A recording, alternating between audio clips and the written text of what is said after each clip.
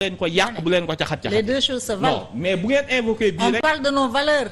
ñun li ñu xamuñu xotti worma kilifa. barki Dembo Ndiaye quand il y a eu des dérapages concernant des institutions. On a eu le même discours. kilifa dañ koy wormaal voilà bakkanu ay xale. plus de 60 morts.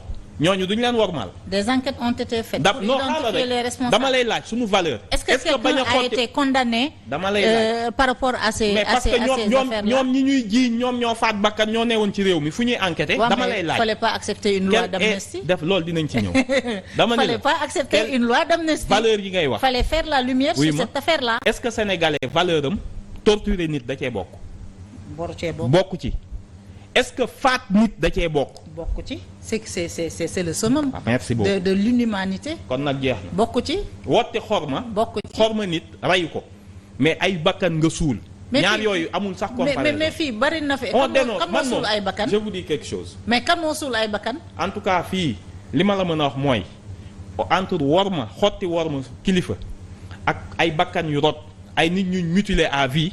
je pense quand même qu'il y a une petite nuance. mais nañu def les enquêtes ñu identifier les responsables et que ces responsables là soient traduits en justice. lañ la wax ci dans l'affaire Macky Sall. bàyyi enquête bi suivre son cours. waaw non nañu def enquête ma ne y a eu des personnes qui ont instant bi vous plaidez par procureur. y a eu des personnes qui ont perdu la vie. non nañu lever le pied sur ces affaires-là ñu def des enquêtes et que ces personnes-là soient traduites devant la justice. le communiqué tiitoon naa je pensais que ni communiqué. lii de bu la tiitalul interpellé wu la xaw ma. nee naa la képp ku attaqué wu à un ancien dignitaire du régime sous le prétexte que dafa doon def dara ci réew mi. nga def ancien dignitaire du régime man ancien président de la République man damaa dépassé président ministre DG responsable politique APR. képp ku ko attaqué man waxuma ñooñu man Macky Sall la man c'est l'ancien président c'est un ancien président de la République man qui m'intéresse. damaa tëb Macky waxuma ay dignitaire du régime. damaa tëb Macky dama ni la quiconque sénégalais ci dëkku jàmbur nga attaqué un autre sénégalais surtout boo nee dafa nekk ancien dignitaire loo koy reproché nga attaqué ko vous ferez face aux lois et règlements de ce pays ku la wax loolu kay jeexal na wax. on n'encourage pas la violence yow tamit. Amadou. nañu jàll. bul ma wax parce que on a beaucoup de sujets. waaw mais Amadou dama déggul benn yoon ngeen def cas ci recours yi nga xam ne on en arrive au sujet des législatives carrément ci recours yi nga xam ne gars yi dugal nañ ko pour pointer une inéligibilité de Ousmane Sonko. lan moo tax ngeen noppi ci loolu ça ne vous intéresse pas ça ne vous inquiète pas. ça ne nous inquiète pas ça ne nous intéresse pas xam nga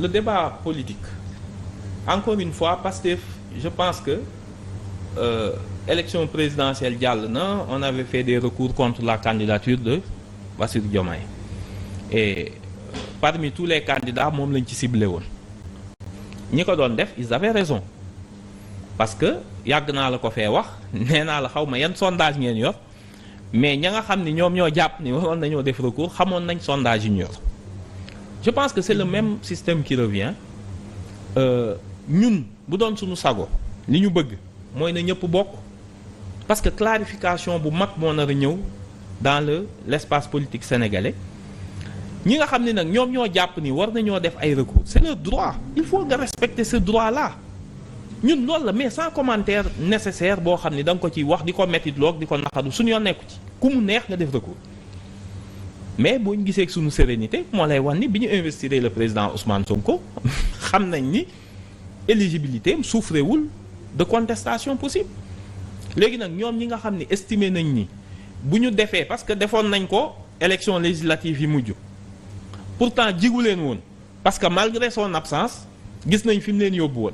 tey ñu jugé waat ni dañuy reprendre bi ñu éliminer la liste des titulaires. waaw dafa tax suppléants yi jàlluñu avec brio ils se sont retrouvés pour la première fois presque à égalité de voix par la liste qu'ils portaient donc ñoom waroon nañoo jàng ci loolu sax ñu ne defoon nañ ko benn yoon mu xaw ñoo yóbbu dëkk ba mais pourquoi ñu recommencer ko en montrant ostensiblement qu'ils ont peur de lui loolu baaxul sax. mais ñoom dañoo pointer deux affaires. waaw. alors benn bi je pensais que c'était prise en benn affaire bi c'était prise en charge par la loi d'amnistie muy la condamnation pour diffamation dans l'affaire qu'il a opposée à Mame Mbaye Niang. Et que moom voté na ci élection présidentielle bi. Wow. Ensuite ñu pointé waat l'autre affaire Sweet Beauty en parlant de sa condamnation par contumace. Alors hier bi ma déggee recours bi dama ne soit ñoom ñoo cohérent wul ñoom waa taxaw wàllu Sénégal. Parce que boo nee la personne est inéligible. waa ji Ousmane Sonko voté na ci présidentielle bi. Bien sûr. Alors est-ce que ñoom ñoo gëm lever le pied au nom de ces retrouvailles qu'il y a eu entre Ousmane Sonko ou au nom de ces discussions qu'il y a eu entre Ousmane Sonko et Macky Sall. Est-ce que dañoo dëxëñ loi bi ba bàyyi Ousmane Sonko mu voté. Qu'est-ce qui est bien dans cette situation li ñuy wax toujours à quelque chose malheur est bon da ngeen fee topp nit ñi gëmloo nit ñi ni y a un protocole qui lie le président Macky Sall ak Ousmane Sonko. may ma ñëw non. y a des discussions là. foog nga bàyyi ma non non yii vaar bi dina ñëw vaar bi du leen fi bàyyi yéen ñëpp parce que nit ñi toog sa plateau bii gëmloo Sénégalais yi ni y a un protocole. mais man dégg nga rek ñu jékki-jékki moi je pose des questions. daal ni moo protocole bi dafa mel ni gars yi nga koy bàyyi. Ce recours témoigne de quoi? Parce que le but de ce recours mooy lan faire annuler la candidature et la liste xëy na.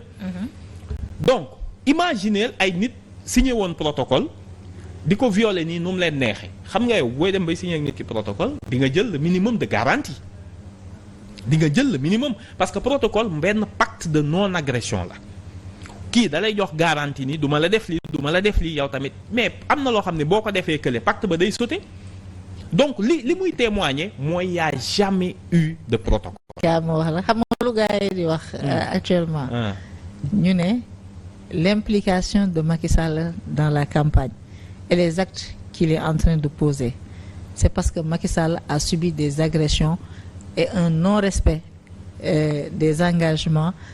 Lors de ces discussions là. Ça se voit que xamu leen lan mooy protocole ku mel ni Macky Sall position bi mu nekkee woon su doon def protocole il allait s'entourer de tellement de garanties que l'autre partie même su bëggoon violer du ko def. mais xam nga Macky Sall n'est pas né de la dernière pluie dañuy wax politique da ngeen ko fee yàgg présenté comme un génie c'est un génie politique xamu leen ko kii gëj na fee am. dégg nañ lu nekk fii ku nekk seen chronique yi di ngeen ko doon seen édito yi ngeen doon def di ngeen ko présenté. yéen édito moo kan moo présenté Macky Sall comme un génie politique. baax na mais da ngay wax ñi ko présenté comme un génie politique. léegi daal ce qui est important mooy nga xam ni ñëpp ñi doon wax protocole xam nañ ni amul parce que depuis que le régime est là amul benn fleur bu mu ko def lu dul respecter ses droits ñëpp gis nañ ko li ñu war a wax ñu ngi koy wax li ñu war a def ñu ngi koy def.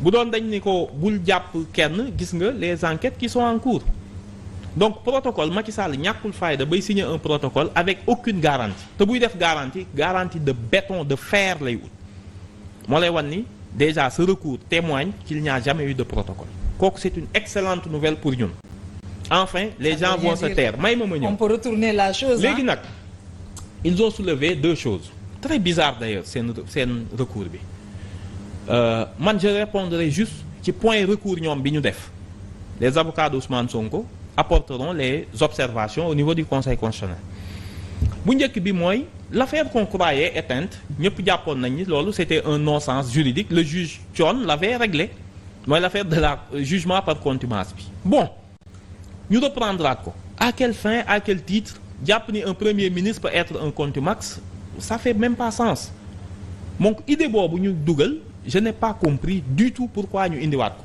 parce que vidéo nañ ko ba pare aspect boobu vidéo nañ ko ba pare wax contumace boo demee décision conseil constitutionnel sax tudd ko ils l'ont ignoré royalement parce que xam nañ loolu mënu nekk contumace bu jógee kaso fan la am contumace bu jógee kaso boo xam ne nekkoon na en détention faut arrêter un moment donné les contumax en détention notion bu droit sénégalais rek xam le droit politique apériste sénégalais